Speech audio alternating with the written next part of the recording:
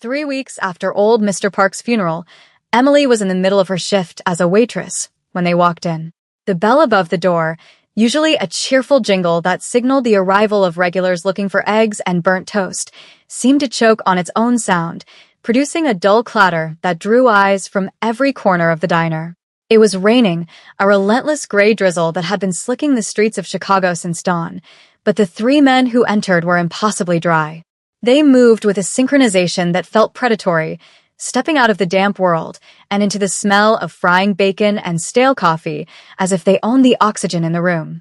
Emily paused, the coffee pot hovering over a ceramic mug, her arm aching slightly from the weight of it, a sensation she usually ignored after 6 years of waiting tables at Sal's. She was used to the rhythm of this place, the predictable ebb and flow of tired nurses, construction workers, and students nursing hangovers. But this was different. The silence that rippled outward from the door was heavy, pressing against her chest. Two of the men were broad, wearing dark suits that strained against thick shoulders, their eyes scanning the room with professional disinterest. Between them stood a younger man, perhaps in his early 30s, dressed in a charcoal suit that cost more than the diner's annual lease.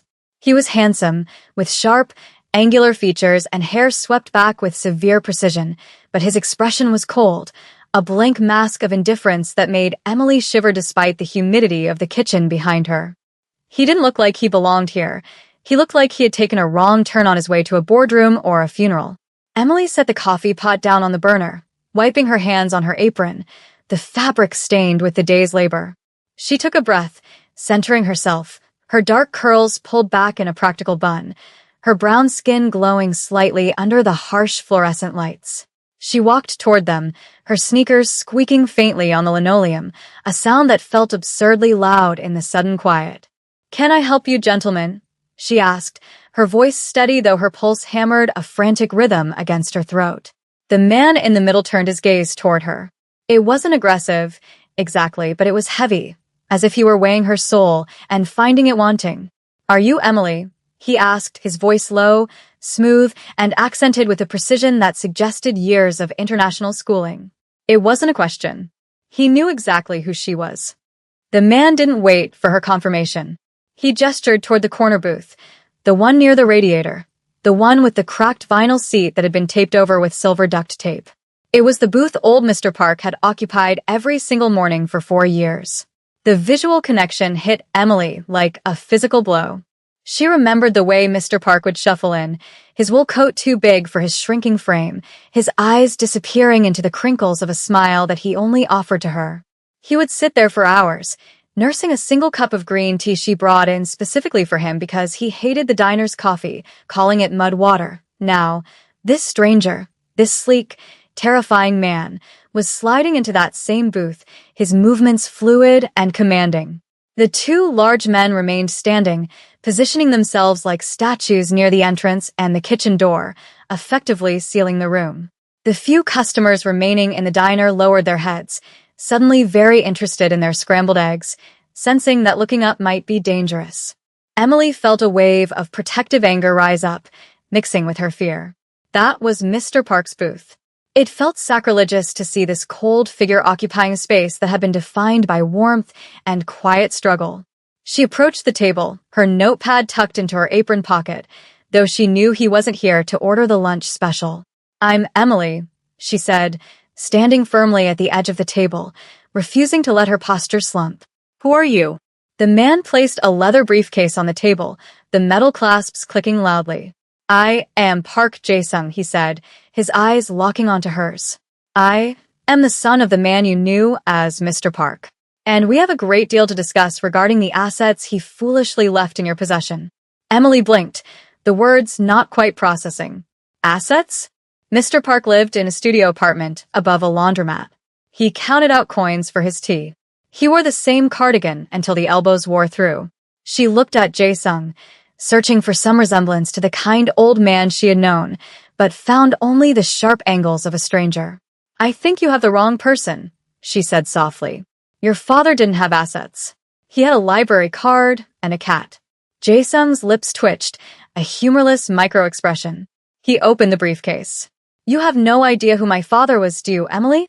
The lawyer, A bespectacled man who had slipped in behind the bodyguards and whom Emily hadn't even noticed until he sat down next to Jae-sung, began to spread papers across the sticky table. The documents were thick, bound in blue legal covers, the text dense and incomprehensible from where Emily stood. She felt a sudden, sharp headache blooming behind her eyes. This felt like a trap, a surreal nightmare where the mundane poverty of her life was colliding with a world she had only seen in movies. The lawyer began to speak, his voice droning and nasally, listing statutes and clauses, words like undue influence and mental incapacity floating through the air. But Emily wasn't listening to him. She was watching Jae-sung. He was watching her hands. She realized she was wringing her apron, a nervous tic she tried to suppress. Her mind flashed back to 6 months ago. It had been a Tuesday. Mr. Park had been trying to open a packet of crackers, his hands trembling so violently from the Parkinson's he tried to hide that he had knocked his water over. He had looked terrified, humiliated, waiting for someone to yell at him. Emily had simply walked over, placed her hand gently over his shaking ones to still them, and whispered a joke about the table being thirsty.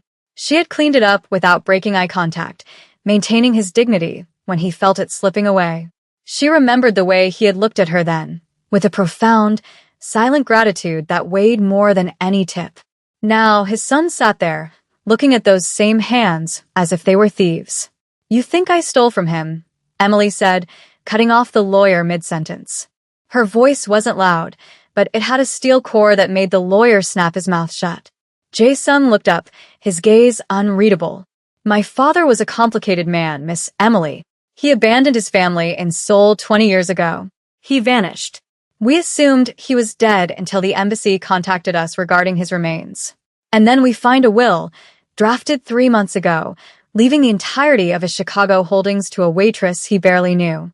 He leaned forward, the expensive fabric of his suit whispering against the vinyl. "This isn't just about a bank account. It is about legacy. And I do not let my family's legacy fall into the hands of strangers who prey on lonely old men." The accusation hung in the air, gross and heavy. Emily felt the heat rush to her face, not from shame, but from indignation. She thought of the winter coat she had bought him from the thrift store when she realized he was layering 3 sweaters to stay warm. She thought of the nights she had walked him home because the ice on the sidewalks scared him. She hadn't known he had a family. He had never mentioned a son. He had only spoken of the birds he watched in the park and the books he read about history. Holdings? She laughed, a short, dry sound that seemed to startle the lawyer. "You think I preyed on him?" Emily asked, leaning in, ignoring the way the bodyguard near the kitchen took a step forward. "Your father sat in this booth for 4 years. He spent Christmas here because he had nowhere else to go. He spent his birthday here, eating a slice of pie I paid for because no one called him." She felt tears prickling her eyes, but refused to let them fall. She wouldn't give this man the satisfaction. "I didn't know he had money. I didn't care. He was my friend. And if he was so important to this legacy of yours, where were you? Where were you when he couldn't tie his own shoes? Where were you when he was coughing so hard he couldn't breathe?" The silence that followed was absolute. The lawyer looked terrified, shifting his papers as if they could protect him. Jae-sung didn't blink. He didn't look angry either. He looked studied. He was observing her outburst with the clinical detachment of a scientist watching a reaction in a petri dish. He reached into his pocket and pulled out a gold lighter, turning it over in his fingers, the metal clicking rhythmically. He did not answer her question. Instead, he signaled to the lawyer to continue. The lawyer cleared his throat nervously. "The bequest includes the deed to this building," the lawyer said, his voice trembling slightly. "Not just the diner. The entire block. The apartment complex upstairs, the laundromat, the corner store. All of it."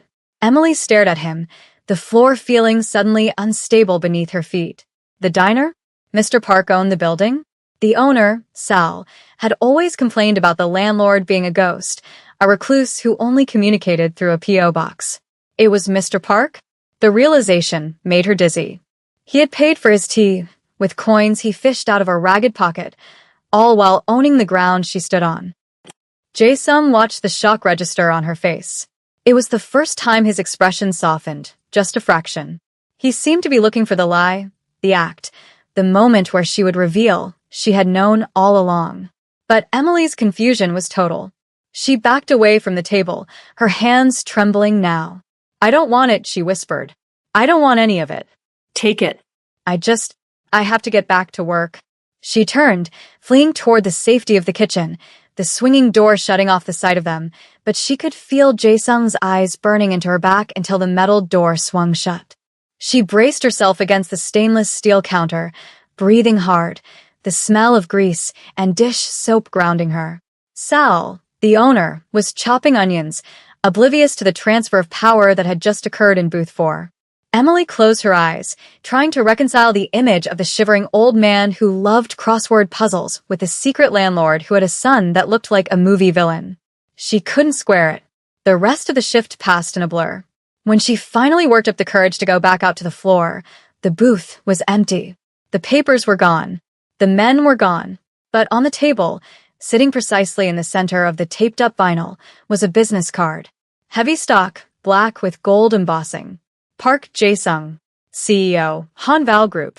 And underneath it, a single, crisp $100 bill. Not a tip. A message. Or perhaps a test. She stared at the money, feeling a cold knot in her stomach. They weren't done. She knew, with a sinking certainty, that they were just getting started. The next day, the rain had stopped, leaving behind a humid, sticky heat that made the windows of the diner fog up. Emily arrived early, hoping to get through the prep work before the morning rush, but the bell rang at 8 a.m. sharp. She looked up, expecting the usual delivery of bread rolls, but it was him. Jae-sung. This time he was alone. No bodyguards, no lawyer. He wore a different suit, navy blue this time, no tie, the top button of his shirt undone. It was a calculated casualness that made him look even more dangerous. He walked straight to the corner booth and sat down. Emily froze behind the counter, a rag in her hand. The diner was empty except for old Mrs. Higgins eating her oatmeal. Emily walked over slowly, her heart thumping. "We don't serve lobster here," she said, her voice sharp. It was a defensive reflex. She expected him to mock the place. Jae-sung looked up, his face impassive. "Green tea," he said. "And the whatever he ate. The special?" "No," Emily corrected automatically. He didn't eat the special. He ate oatmeal with sliced bananas and a side of rye toast. Burnt. Jae-sung, not that. That. Then that. Emily hesitated. She wanted to kick him out. She wanted to scream at him for disrupting her life, for making her question the friendship she had cherished. But she was a waitress and he was a customer. She turned on her heel and went to the kitchen. When she returned, she placed the mug and the bowl down. She watched as he looked at the food.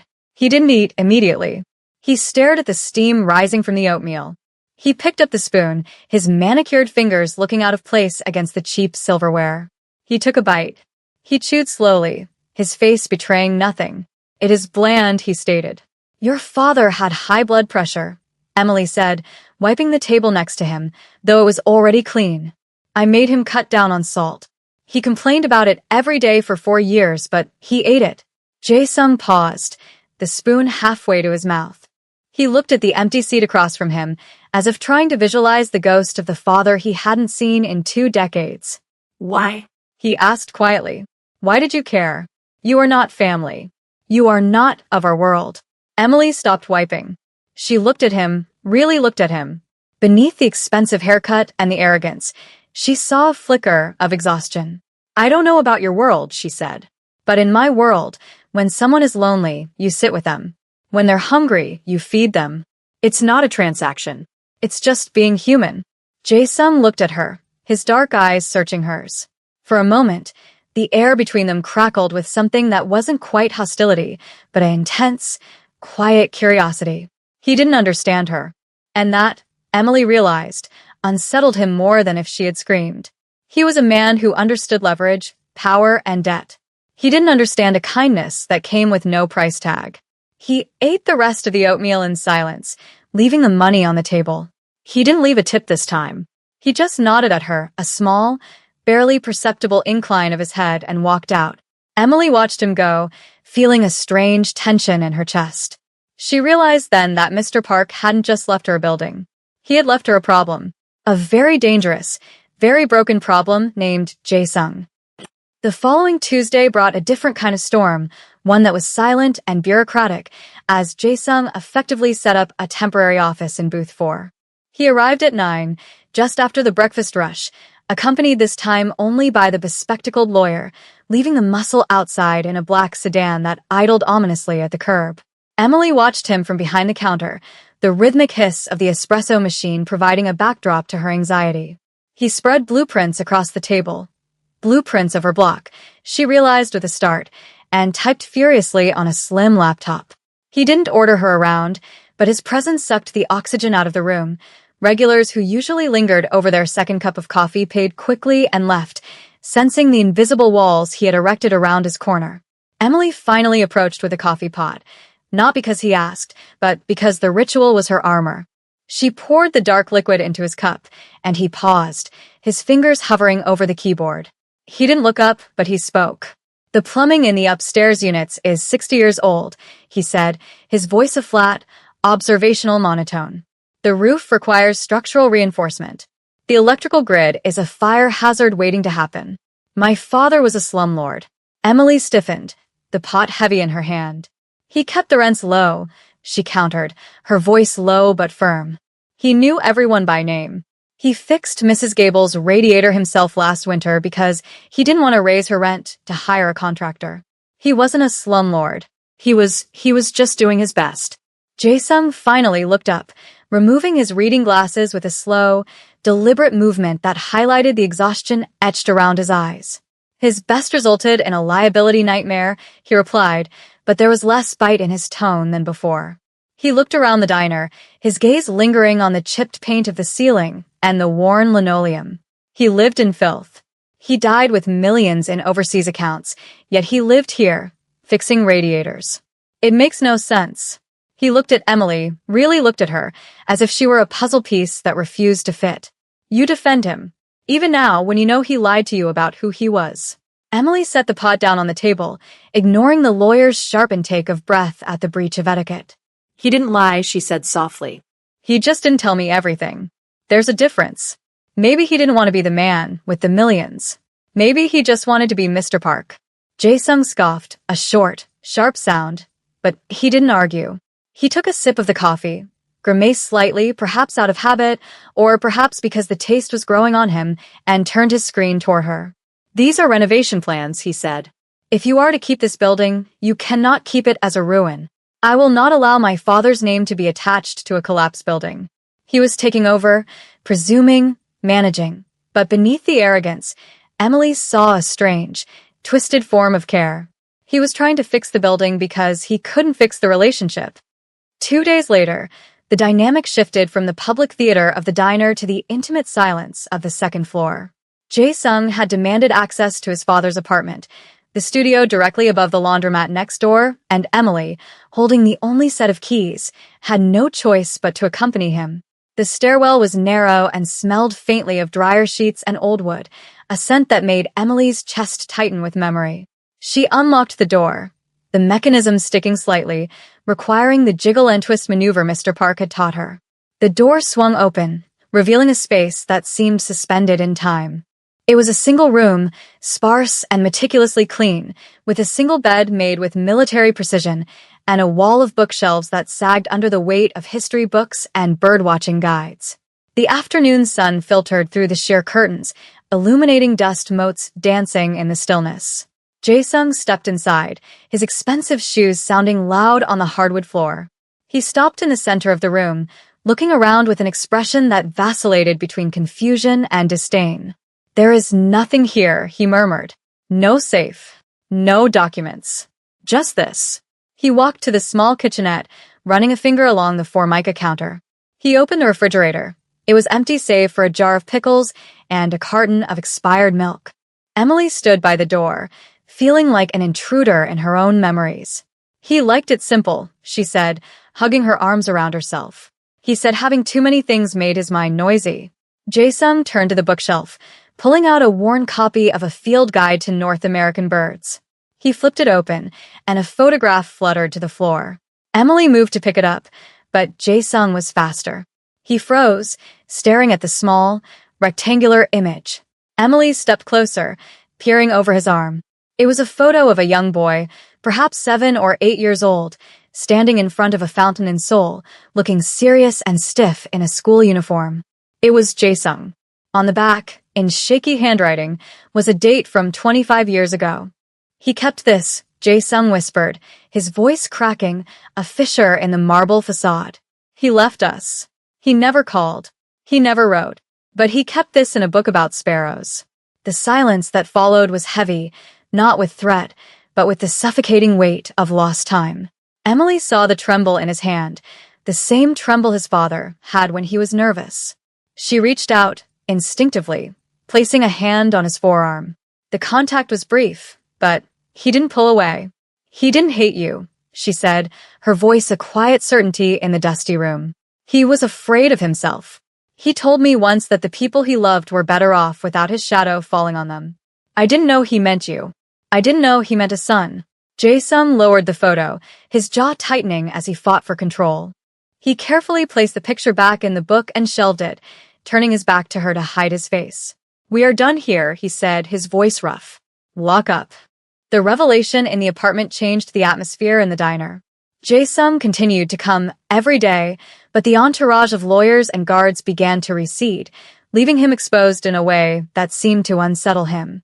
It was late on a Friday, the dinner rush having tapered off into the quiet lull before closing, when the reality of his other life finally breached the sanctuary of Sal's. Emily was wiping down the counter, exhausted, while Jae-sung sat in his usual booth, nursing a tea he had been nursing for an hour. His phone rang, not the professional chirping of his business line, but a harsh, jarring buzz from a burner phone he kept in his inside pocket. He answered it immediately, his posture shifting from relaxed to coiled steel. He spoke in Korean, his voice dropping an octave, becoming guttural and sharp. Emily didn't understand the words, but she understood the tone. It was violent, decisive, and terrifying. The air in the diner seemed to drop 10 degrees. The few remaining customers looked up, startled, sensing the sudden violence in the corner. Jae-sung hung up and stood, his movements abrupt. He looked at Emily, and for a second, the mask was gone. His eyes were wide, dark pits of adrenaline, and something that looked like panic. "I have to go," he said, tossing a stack of bills onto the table without counting them. "Lock the door behind me. Do not open it, for anyone. Not even the police." "Just go home, Emily. Now." He didn't wait for a response. He stormed out into the night, the bell jingling with a mocking cheerfulness. Emily stood there, the rag dripping onto the floor, her heart hammering against her ribs. This was the shadow Mr. Park had spoken of. This was the darkness he had run halfway around the world to escape. She moved to the door, locking it and flipping the sign to closed, her hands shaking. Through the window, she saw a black SUV screech to the curb, saw Jae-sung get in, saw the flash of metal that might have been a gun before the car peeled away into the Chicago night. She realized then that the inheritance wasn't a gift, it was a burden of protection. Mr. Park hadn't just left her a building, he had left her the safe haven that his son could never inhabit. He had given her the peace he couldn't give Jae-sung, perhaps hoping that one day the two would meet and she could share a piece of it with him. She sat in the booth he had just vacated, the warmth of his body still lingering on the vinyl, and waited for the fear to subside, realizing she was no longer just an observer in this story. 3 days of silence followed, during which Emily worked in a state of distracted tension, jumping every time the door opened. When Jae-sung finally returned, he looked like he had aged 5 years. There was a bruise blooming along his jawline, poorly concealed with makeup, and his left arm was held stiffly against his side. He walked in during the mid-afternoon lull, the diner empty of the lunch crowd. He sat down, not in the booth, but on a stool at the counter, directly in front of where she was refilling the sugar dispensers. He looked diminished, the expensive suit slightly rumpled, the arrogance replaced by a weary resignation. "I have drafted the transfer papers," he said, sliding a thick manila envelope across the formica. "It is all there. The title, the deeds, the renovation funds I promised. It is yours. Legally, irrevocably yours." He didn't look at the envelope, he looked at the coffee machine. "I am returning to Seoul tomorrow. My business here is concluded." Emily looked at the envelope, then at him. She saw the pain he was hiding, the physical and the emotional. She didn't touch the papers. "You're running away," she said. Just like he did. Jae-sung let out a dry, humorless laugh. "I am not running. I am surviving. My world does not allow for nostalgia, Emily. It does not allow for sitting in diners and drinking bad tea. It consumes. My father knew that. That is why he left. He didn't leave to save himself. He left to save me from becoming him. But he failed. I am exactly what he feared." Emily reached across the counter, ignoring the professional distance, and placed her hand over his. His skin was cold. "You aren't him," she said firmly. He was a gentle man who made himself small to fit in a world he didn't understand. "You are a strong man trying to break a world that wants to crush you. But you don't have to do it alone. You don't have to leave. The building, it's big. There's space. You could stay. Not as the boss. Just as a son. As a tenant." Jae-sung looked at her hand on his, then up at her face. His eyes were wet, a shocking vulnerability that he quickly blinked away. "I cannot," he whispered. "But thank you. For seeing him. And for seeing me." He pulled his hand away gently, leaving the envelope between them. "Keep the building, Emily. Make it warm. Make it the place he wanted it to be." 6 months later, the scaffolding finally came down from the facade of the building. The brickwork had been pointed, the windows replaced, but the sign above the diner remained the same. Sal's. Emily stood on the sidewalk, wiping her hands on a fresh apron, looking up at the apartment windows on the second floor. They were clean now, adorned with flower boxes that Mrs. Gable had insisted on planting. The diner was busy, the hum of conversation and clattering plates spilling out onto the street. It was the same rhythm, the same grind, but the weight of it felt different now. It felt anchored. Inside, the corner booth was occupied by a group of college students debating philosophy, unaware of the history etched into the vinyl seats. Emily walked back inside, the bell jingling its familiar greeting. She went behind the counter and checked the mail that Sal had tossed there. Bills, flyers, and a postcard. It had no return address, just a postmark from a remote coastal town in South Korea. On the front was a picture of a dense, green forest. On the back, in elegant, sharp handwriting, were 3 words, "I saw a sparrow." Emily smiled, a small, private expression that softened the tired lines around her eyes. She tacked the postcard up on the corkboard behind the register, right next to the faded Polaroid of Mr. Park at his birthday party. She picked up the coffee pot, feeling the familiar ache in her shoulder, and turned to the room. The coffee was fresh. The toast was burnt. The world kept spinning. But in this small corner